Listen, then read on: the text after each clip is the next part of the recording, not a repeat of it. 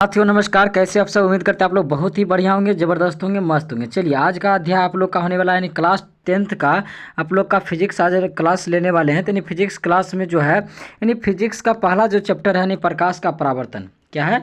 प्रकाश का परावर्तन पढ़ने वाले हैं। प्रकाश का परावर्तन में क्या क्या पढ़ेंगे, तो चलिए यानी प्रकाश का परावर्तन का इंग्लिश होता है रिफ्लेक्शन ऑफ लाइट, यानी प्रकाश का परावर्तन। तो नहीं देखिए, प्रकाश का परावर्तन में हम लोग आप क्या पढ़ेंगे, तो सबसे पहले हम जानेंगे प्रकाश क्या है। प्रकाश क्या है? तो देखिए प्रकाश की परिभाषा जानेंगे तो प्रकाश होता क्या है। तो नहीं, प्रकाश वह कारक है जिसकी सहायता से हम वस्तु को देखते हैं, यानी जिसकी सहायता से हम वस्तु को देख पाते हैं वो क्या है? प्रकाश है। प्रकाश जो है, याद रखिएगा, प्रकाश तरंग के रूप में विद्युत चुंबकीय एवं अनुप्रस्थ तरंग है। तो यानी इस यहाँ से बहुत सारे ऑब्जेक्टिव क्वेश्चन पूछे जाते हैं। तो यहाँ से बहुत सारे ऑब्जेक्टिव प्रश्न भी बनता है कि प्रकाश कैसा तरंग है। तो यानी प्रकाश जो है एक विद्युत चुंबकीय तरंग है और अनुप्रस्थ तरंग है। चलिए, प्रकाश की चाल सबसे अधिक निर्वात में होती है, 3×10⁸ मीटर प्रति सेकंड होती है। यानी प्रकाश की चाल सबसे अधिक निर्वात में होती है, यानी कितना होती है? 3×10⁸ मीटर पर सेकंड होती है प्रकाश। देखिए अब अगला देखिए क्या पॉइंट हमारा है। अगला पॉइंट है प्रकाश एक प्रकार की ऊर्जा है। प्रकाश एक प्रकार की ऊर्जा है। नहीं तो पूछा जाता है प्रकाश क्या है? प्रकाश एक प्रकार की ऊर्जा है। प्रकाश सदैव सीधी रेखा में गमन करती है। प्रकाश सदैव सीधी रेखा में गमन करती है। प्रकाश की गति को सबसे पहले ओलाउस रोमर ने मापा था। प्रकाश की गति को सबसे पहले ओलाउस रोमर ने मापा था। सूर्य के प्रकाश को पृथ्वी तक पहुंचने में लगभग 8 मिनट 16 सेकंड लगते हैं। यानी सूर्य का जो प्रकाश है पृथ्वी तक आने में उसको कितना? 8 मिनट 16 सेकंड पूरा लग जाता है। चलिए अगला देखिए, प्रकाश की चाल सबसे अधिक गैस में होती है। यानी प्रकाश की चाल सबसे अधिक गैस में होती है, उसके बाद द्रव में होती है और सबसे कम ठोस में होती है। यानी पूछा जाता है कि प्रकाश की चाल सबसे अधिक किस में होती है? प्रकाश की चाल सबसे अधिक जो होती है गैस में होती है, और सबसे कम जो होती है, यानी प्रकाश की चाल सबसे कम जो होती है ठोस में होती है। क्या होती है? ठोस में। तो वहाँ पर ऐसे सवाल नहीं पूछा जाता कि सबसे कम ठोस तरल, वहाँ पूछा जाता है कि निम्न में से प्रकाश की चाल सबसे अधिक किसकी होती है। वहाँ पे आप लोग को 4 ऑप्शन दे देगा, यानी जो ठोस होगा वो क्या होगा? प्रकाश की चाल सबसे उसमें कम होगा, और सबसे अधिक किस में होता है? गैस में होता है। चलिए अगला पॉइंट देखिए क्या है। अगला है कि प्रकाश की चाल ध्वनि की चाल के विपरीत होती है। प्रकाश की जो चाल है ध्वनि के चाल के विपरीत होती है, क्योंकि ध्वनि सबसे तेज ठोस में चलती है। ध्वनि की गति सबसे तेज किस में होती है? ठोस में होती है। यानी प्रकाश की चाल जो है ध्वनि की चाल के उल्टा होता है। यानी जो प्रकाश की चाल कम होगा तो ध्वनिक चाल अधिक होगा, ध्वनिक चाल अधिक होगा तो प्रकाश की चाल कम होगा। तो नीचे याद रखना है। चलिए अगला क्वेश्चन देखते हैं। अब अगला हमारा प्रश्न है कि प्रकाश स्रोत किसे कहते हैं? प्रकाश स्रोत किसे कहते हैं? यानी जिस वस्तु से प्रकाश निकलता है, जिस वस्तु से प्रकाश निकलता है उसे प्रकाश स्रोत कहा जाता है। जैसे सूर्य हो गया, बल्ब, लालटेन इत्यादि। तो ये आप लोग देख रहे हैं लालटेन, लालटेन से भी क्या होता है? प्रकाश निकलता है। तो लालटेन क्या है? लालटेन क्या है? प्रकाश स्रोत है। सूर्य से प्रकाश निकलता है, सूर्य भी क्या है? एक प्रकार का प्रकाश स्रोत है। बल्ब से आप लोग को प्रकाश निकलता है, बल्ब से भी क्या है? प्रकाश स्रोत है। तो प्रकाश स्रोत जो होते हैं, याद रखिएगा, प्रकाश स्रोत जो होते हैं 2 प्रकार के होते हैं। प्रकाश स्रोत कितने प्रकार के होते हैं? 2 प्रकार के होते हैं। पहला होता है प्राकृतिक प्रकाश स्रोत, दूसरा होता है मानव निर्मित प्रकाश स्रोत। देखिए प्राकृतिक प्रकाश स्रोत और मानव निर्मित प्रकाश स्रोत क्या क्या है। चलिए हम देख लेते हैं प्राकृतिक प्रकाश स्रोत। तो पहला देखिए, प्राकृतिक जैसे सूर्य हो गया, तारा हो गया, आदि प्रकाश के प्राकृतिक स्रोत है। यानी जिसको मानव ने नहीं बनाया वो क्या है? प्राकृतिक स्रोत है। चलिए मानव निर्मित, तो मानव निर्मित जैसे बिजली का जलता हुआ बल्ब हो गया, ट्यूबलाइट हो गया, मोमबत्ती हो गया, लालटेन हो गया, दीप हो गया, ये सभी क्या है? प्रकाश के मानव निर्मित स्रोत है। प्रकाश के मानव निर्मित स्रोत है। चलिए अगला हम क्वेश्चन देखते हैं। अगला हमारा मेन पॉइंट है, बहुत ज़्यादा ऑब्जेक्टिव में क्वेश्चन पूछा जाता है। सब पॉइंट जो मेन पॉइंट है वो सब हम लिए। चलिए देखिए, सूर्य हम पृथ्वीवासियों के लिए प्रकाश का सबसे बड़ा प्राकृतिक स्रोत है। तो क्वेश्चन यहाँ से पूछा जाता है कि निम्न में से सबसे बड़ा प्राकृतिक स्रोत कौन सा है? सूर्य, चंद्रमा, तारा, बल्ब, तो कौन सा हो जाएगा? यानी सूर्य जो है प्राकृतिक स्रोत है, वो भी सबसे बड़ा प्राकृतिक स्रोत है। सूर्य हम पृथ्वीवासियों से लगभग 15 किलोमीटर करोड़ किलोमीटर दूर है। सूर्य जो है हम पृथ्वीवासियों के लिए लगभग 15 करोड़ किलोमीटर दूर है। प्रकाश के जितने भी स्रोत हैं उनमें अन्य प्रकार की विभिन्न ऊर्जा को प्रकाश ऊर्जा में बदला जाता है।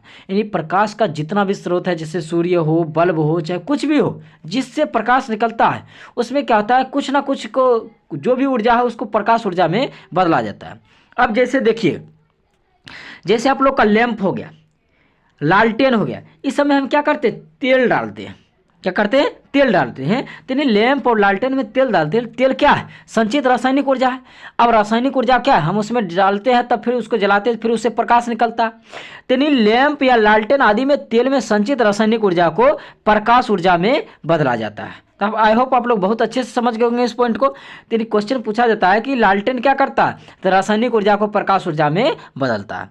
चलिए अगला क्वेश्चन देखिए। अगला क्वेश्चन आप लोग का है, बिजली के बल्ब और टॉर्च में विद्युत ऊर्जा को प्रकाश ऊर्जा में बदला जाता है। तो यानी बिजली का बल्ब हो गया या टॉर्च होगा, उसमें सबसे पहले हम करंट डालते हैं, यानी विद्युत डालते हैं, तब क्या होता है, उससे प्रकाश निकलता है।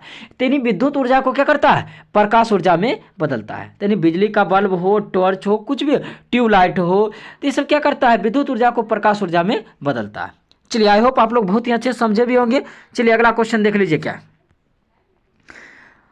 और आप लोग का अगला पॉइंट भी क्या है देख लीजिए जल्दी से। देखिए अगला पॉइंट जो है, प्रदीप्त या दीप्तिमान वस्तुएं किसे कहते हैं। प्रदीप्त या दीप्तिमान वस्तुएं किसे कहते हैं। चलिए देखिए, तो प्रदीप्त या दीप्तिमान वस्तुएं हम कहते हैं किसको है, तो यानी कुछ वस्तुएं प्रकाश उत्सर्जित करती हैं, कुछ वस्तुएं प्रकाश उत्सर्जित करती है, जैसे सूर्य, बिजली का जलता बल्ब, जलती मोमबत्ती आदि प्रदीप्त या दीप्तिमान वस्तुएं कहलाती है।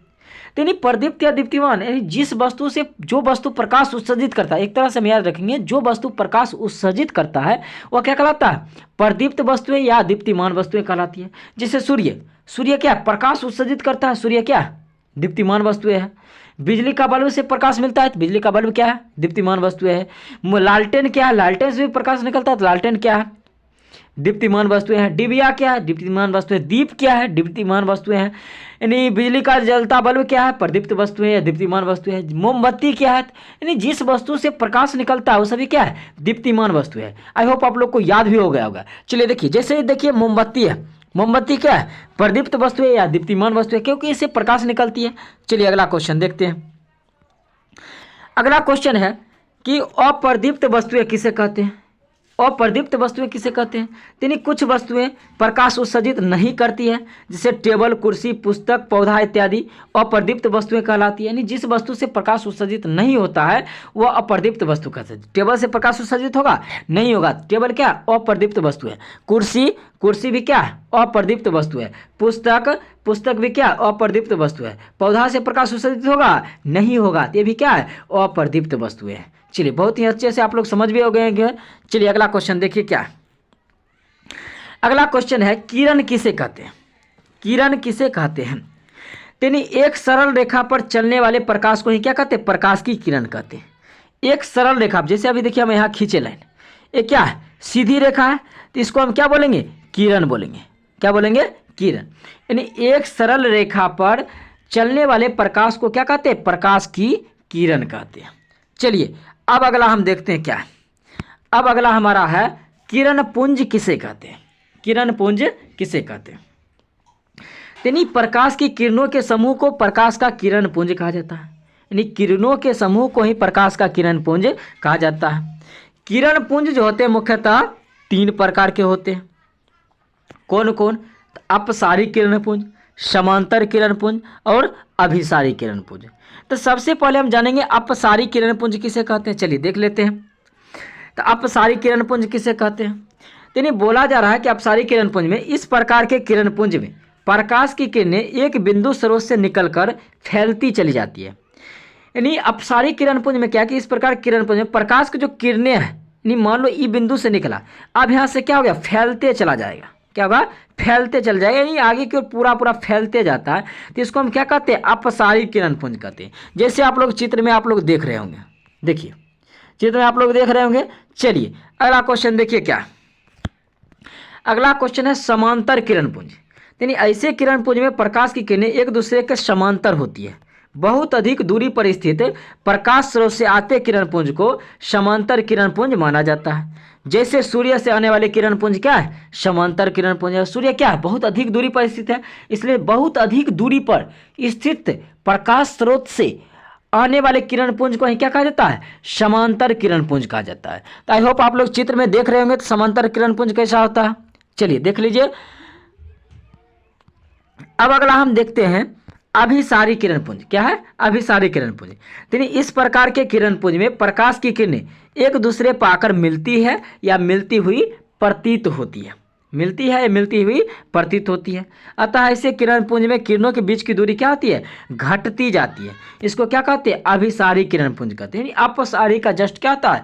उल्टा होता है। तो आई होप आप लोग जल्दी से चित्र में देख लीजिए कैसा होता है अपसारी। यानी अनेक बिंदु से आकर क्या होता है? सभी जो किरणें होती है एक ही जगह क्या होती है? मिल जाती है। उसी को क्या कहते हैं? अभिसारी किरणपुंज कहते हैं।